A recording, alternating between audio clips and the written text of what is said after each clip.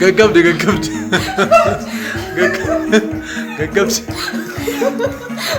Eva, lafa dhaarti.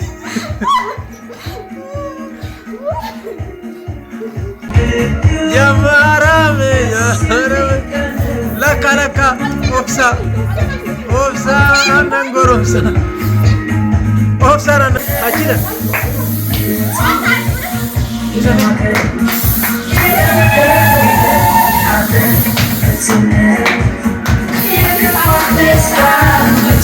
Namni gammachuun sulaa gammachuu kenna jettan akka haala kanatti jechuudha maashaallah. Assalamu alaykum warahmatullahi wabarakatuh. Jirtu amantiif kutaana soddan qoodiin kan biyya keessaa kan biyya laalli kan dhiiraa kan intalaalle hundi keessanuu kan kaabaa kan kibaallee bakka jirtan nagaaf kabajaan keessan biraa jiraatochaa zulaan har'a maal taatee boottii jettanii gaafii isinitti ta'uu mala akka sapiraayizii ta'ellee hin beektanii garuu eentu sapiraayizii godhee wanti si akkana boochise hoo maalidha jettanii gaafii gaafachuun dandeettanii koomentii irratti barreessaa isiniin jedha. Namni yeroo gaddaa qofaa miti kabahu gammachuun akka tasaallee isin boochisti yeroo gaddaa san caala isin boochisti iyyuu gammachuun jechuudha. Akkuma isin argitan kana haala kanaan itti fufee jira jechuudha. Guyyaan gammachuu kenna. Akka hordoftoota kiyya baay'ee isin galateeffadha hedduu isin jaalladha. Wallahi maal jedhee akka isin ibsuun beeku bootaa guddaa isin qaba akka isin jaallattan caalaa isin jaalladha haala hedduu isin jaalladha hedduu na galatoomi haala Turkii irra jechuudha. Tanaan dura hoggaa tokko fi ji'a 7 ji'a 8 akkasiin taana meeshaa bitaa fi ture jechuudha. Akkasuma isin hordoftuu tiyya qofa miti maal jedhee akka ibsu hin beeku hordoftuu tiyya qofa osoo hin taane hiriyyaa tiyya akkasuma baay'ee si jaalladha naaf galatoomi sin jedha viidiyoo biraa irratti qabadhee isin dhufa paartii tokkoffaadha kuni paartii lammaffaallee qabadhee isin dhufa jechuudha. Akkuma isin argitan kana maashaallah sapiraayiziin akkana ture jechuudha. Waa'ee daa'umsa kiyyaati wal qabachiiste haala kanaan sapiraayiziin goote jirti jechuudha. Turkiirraa haalaan jechuudha. Turkiirraa hedduu na galatoomi sin jedha qaaliitiyaa kana qofaa miti. Viidiyoo kana hanga xumuraatti yoo ilaalta waa hedduu irraa hubatanii waa hedduu dhageettan. Baga rabbi nagaan si hiike zulaa baga rabbi nagaan si hiike zulaadha. Asirratti viidiyoon kun jechuudha nama baay'ee gaarii fi qaalii ta'e hordoftoota yookiin ammoo kastamara kenna akkasuma ammoo ana obboleeyyan maatii isii irraa gahee guddaa kan taphatee jedhee maqaan isii ammootuyyuu Helwaadha. Iddoon jireenyi isiin jiraattu Turkiidha. Sarpiraayizii zulaa naaf godhii naan jettee haala kanaan jechuudha. Sarpiraayizii godhufamu nuu jechuu haadhaan baatu awwaalaa maal jedhanii xiyya boolla jala dabarsanii jedhanii maaliif jennaani mana keenya jechuudha. Kennaa kana keessatti qarshii meeqa fixee akkasuma ammoo sarpiraayiziin kuni maal qaba eenyu fayyadamtan kenna qofa osoo hin tahin obboloota keessanillee maal akka isaan hajamin sarpiraayizii isinii goona. Sarpiraayizii kana Helwaadha du'aayii godhaa fi hedduu ulfaadhu galatoomi jedhaani asirratti ammoo jechuudha. Sarpiraayizii kanarratti yuutuubii biyyarratti illee dubbadha anaa fi Zuleikaaf goote haa ta'u malee jechuudha. Yeroo ammaa kana ani ka isiin ijoollee teelee sarpiraayiz naa godhetti sila as keessa jiraatanii ijoolleen tiyya garuu jechuudha ijoolleen tiyya isii booda dhufa waan ta'eef sarpiraayiziin hundi wanni dhufe isiif ta'uu qaba jedhee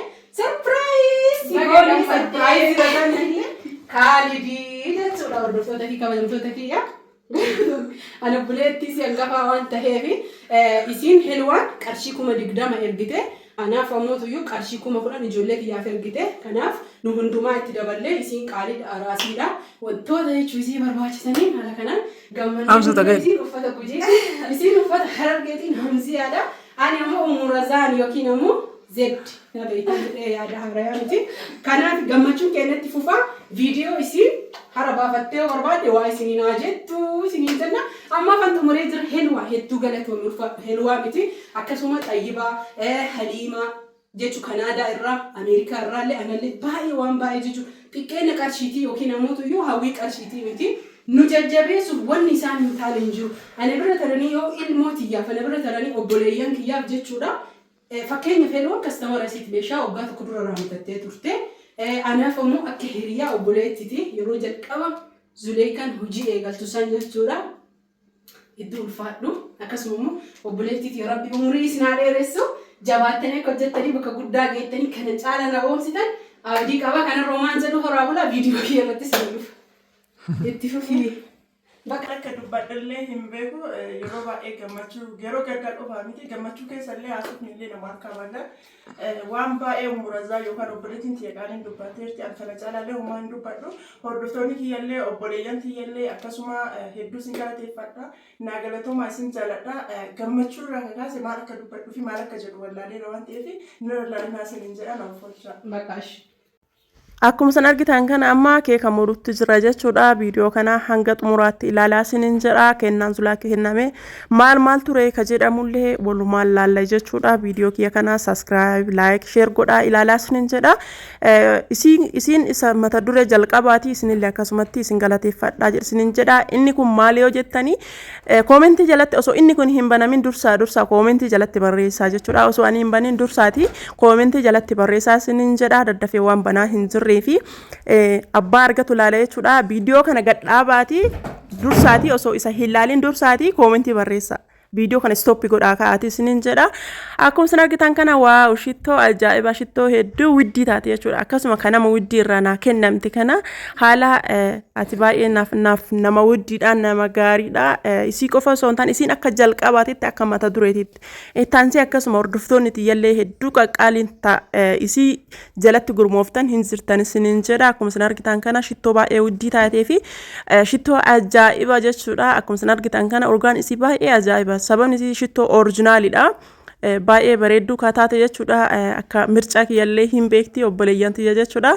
Akkasuma kennaa lammaffaa kana banuuf osoo deemaa jiru kana dhiisi kana bani naan jette inni kunillee maal akka ta'e isinillee koomentii jala barreessaa anillee hin beeku akkuma isin hin argine kana anillee hin argine. Waaw maalidha. Hedduu gammada jechuudha maashaallaadha. Kennaa ajaa'ibaati jechuudha. Takkaayyuu hin eegne hedduu na galatoomis hin jedha haala tiyya qaalii. Waa'ee isii ammoo koomentii paartii lammaffaa irratti dhufee isinii haasaa jechuudha. Paartii lammaffaan akka itti fufuuf yoo barbaaddanii viidiyoon kun akka sirriitti haalaan laallamuuf jechuudha. Ana qofaaf osoo hin taane jechuudha haalaa teenna obboleettii qaalii teennaa tanaaf jechuudha akka sababa isiitiifuyyuu akka laallamu viidiyoo kana hiriyoota keessaniif hedduu sheer godhaa isiniin jedha. Ittaansee kinootii iskaarbii yookiin shaarbeedha. Ittaansee ammallee boorsaadha jechuudha. Kan kaartoonii tokkocha keessa ashagame jechuudha. Ammallee hin dhumanne hin jira.